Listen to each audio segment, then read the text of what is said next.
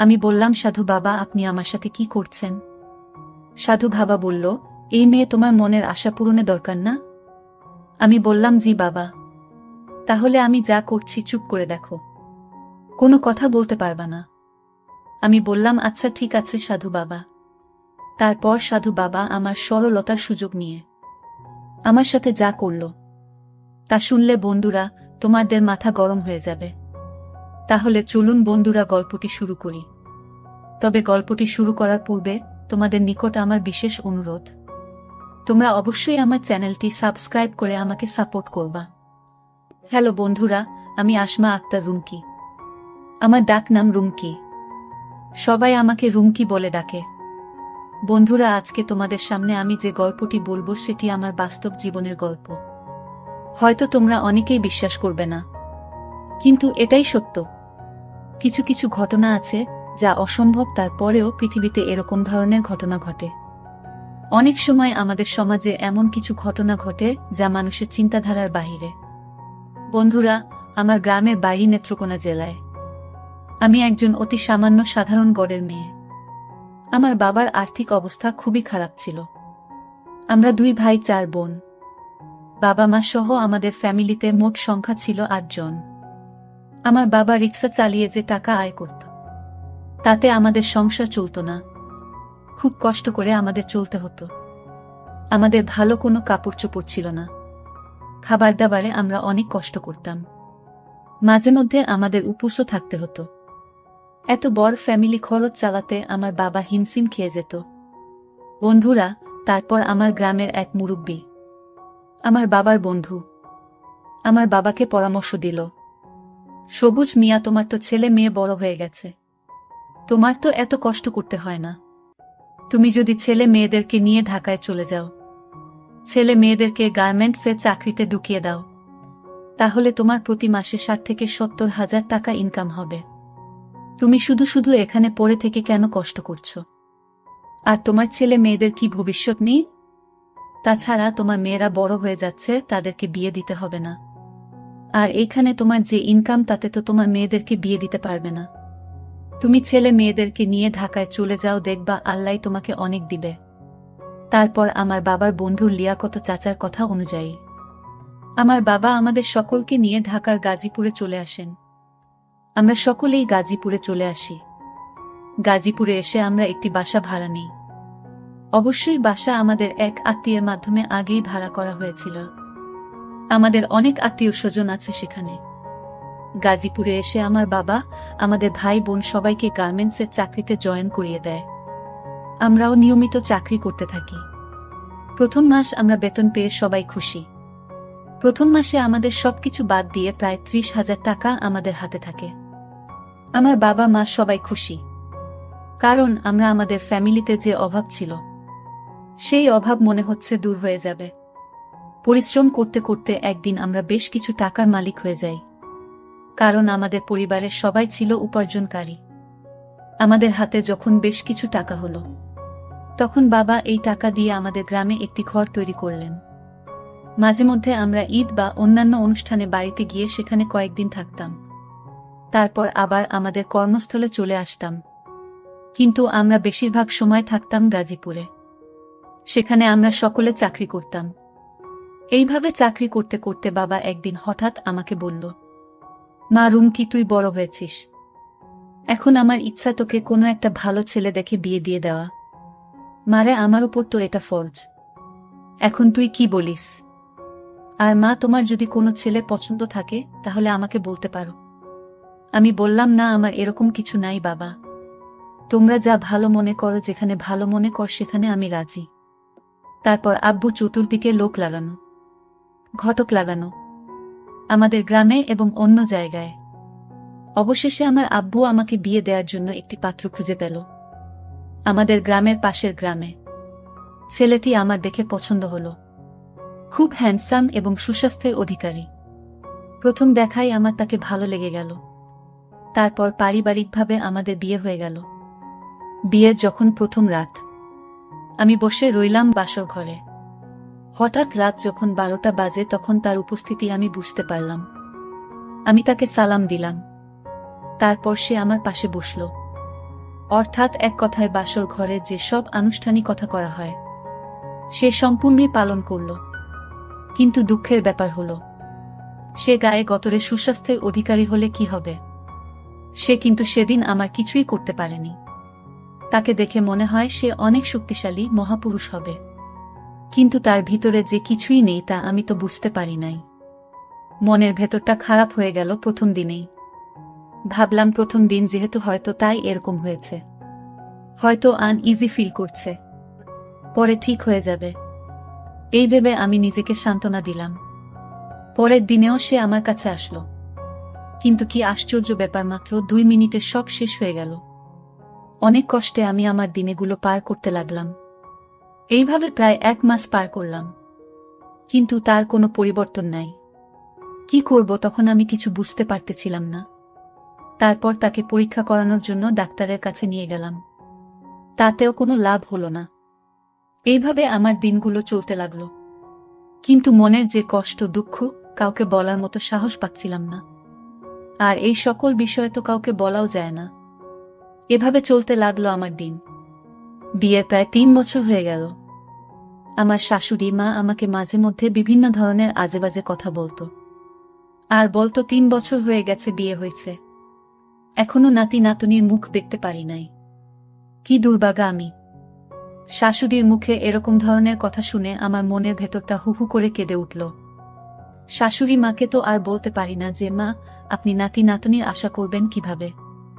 আপনার ছেলে যে কিছুই পারে না স্বামীকে সুস্থ করে তোলার জন্য, স্বামীর কাছ থেকে ভালো কিছু পাওয়ার জন্য। আবার আমি আমার স্বামীকে নিয়ে ডাক্তারের কাছে গেলাম। ডাক্তার ভালো করে পরীক্ষা করল। পরীক্ষা করার পর আমাকে বলল, দেখুন আপনার কোনো সমস্যা নেই, সমস্যা হচ্ছে আপনার স্বামীর। তারপরেও আমি আপনাকে স্বামীকে কিছু ওষুধ লিখে দিচ্ছি, ওই ওষুধগুলো আপনার স্বামীকে খাওয়াবেন, কাজ হয়েও যেতে পারে। ওষুধগুলো এনে আমি আমার স্বামীকে খাওয়ালাম।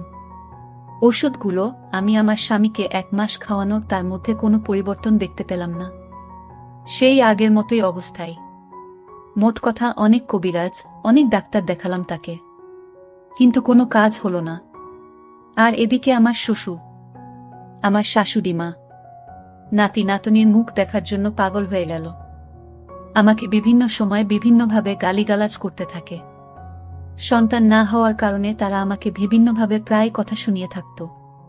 মানবতার দিকে তাকিয়ে তাদের মুখে মুখে কথা বলতাম না, সবকিছু নির্বে আমাকে সহ্য করতে হতো। অনেক চিন্তায় পড়ে গেলাম, এখন কি করব আমি? এই মুহূর্তে আমাকে কি করা উচিত? মাঝে মধ্যে মনের অবস্থা এমন খারাপ হতো যে আমি যে কারো সাথে পরকীয়া করি, কারণ আমার একটা সন্তান দরকার, তাহলে আমার স্বামীর বাড়ির সবাইকে খুশি। মন খারাপ করে বসে রইলাম। ঠিক এই মুহূর্তেই পাশের বাড়ির এক চাচি আমাকে বলল, কি রে রুমকি, শুনেছি তোর নাকি 3 বছর হয়েছে বিয়ে হয়েছে, কিন্তু তোর তো কোনো বাচ্চা কাচ্চা হয়নি। তাহলে এক কাজ করো, অমুক গ্রামে এক সাধু বাবার আস্তানা, মানুষ বলে সে নাকি অনেক বড় সাধু, শুনেছি সে নাকি অনেক ভালো চিকিৎসা করে। রুমকি, তোর যদি আমার কথা বিশ্বাস না হয় তাহলে আমাদের গ্রামের মিনার মার কাছে জিজ্ঞাসা করে দেখিস। তারও বাচ্চা হতো না, তারপরও বাচ্চা হতো না। তারপর সে সাধু বাবার কাছে গেলে সাধু বাবা কি জানি কি দিছে, তারপর তার বাচ্চা হয়েছে। সে এখন 4 সন্তানের জননী। আমার মনে হয় রুমকি, সেখানে গেলে তোর উপকার হবে। চাচিমার কথা শুনে মনে অনেক সাহস পেলাম। মনে মনে স্থির করলাম, কাউকে নিব না, আমি একাই যাব সাধু বাবার কাছে। যে করেই হোক, যেভাবেই হোক, আমার একটি সন্তান প্রয়োজন। সন্তানের জন্য আমার মনের ভেতরটা হাহাকার করছে।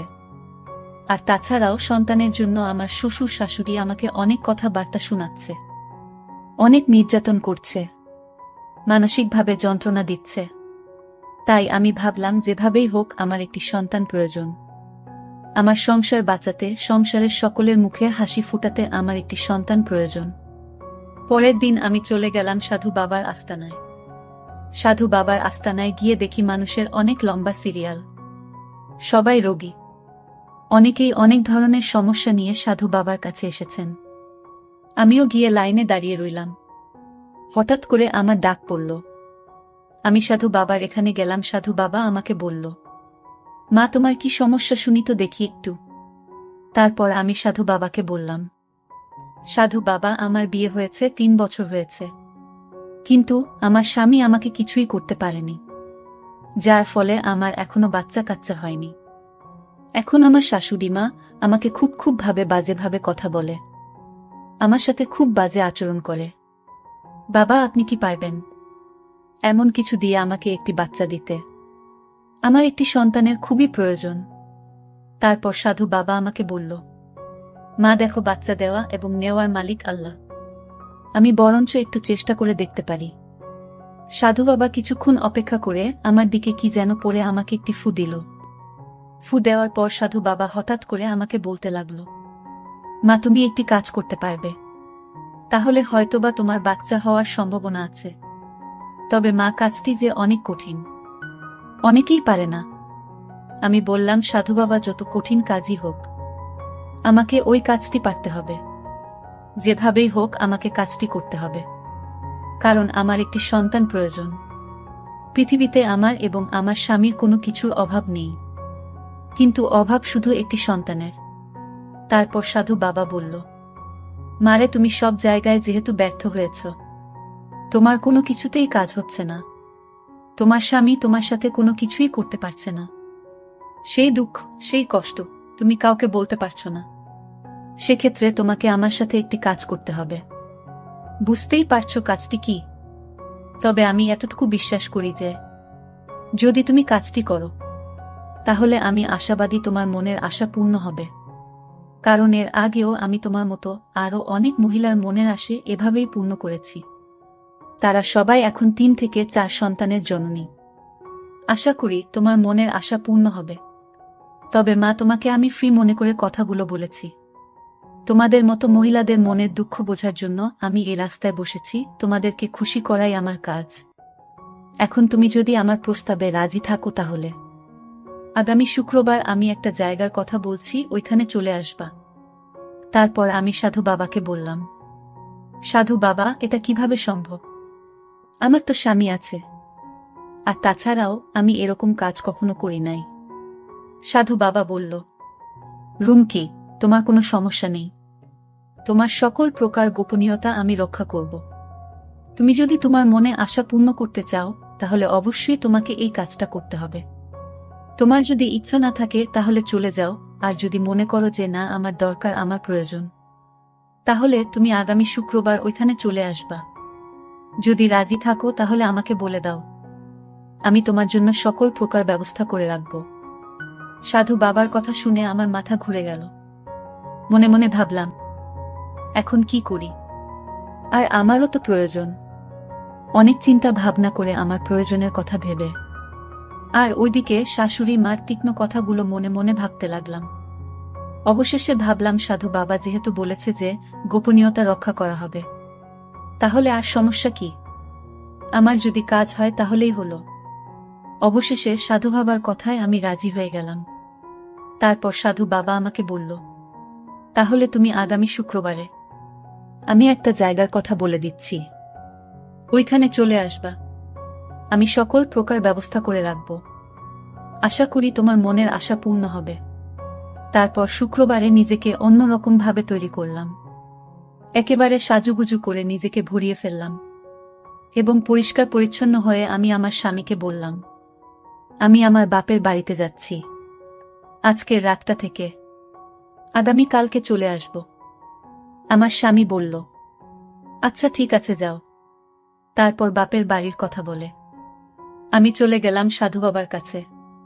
সাধু বাবা আমায় পেয়ে অনেক খুশি।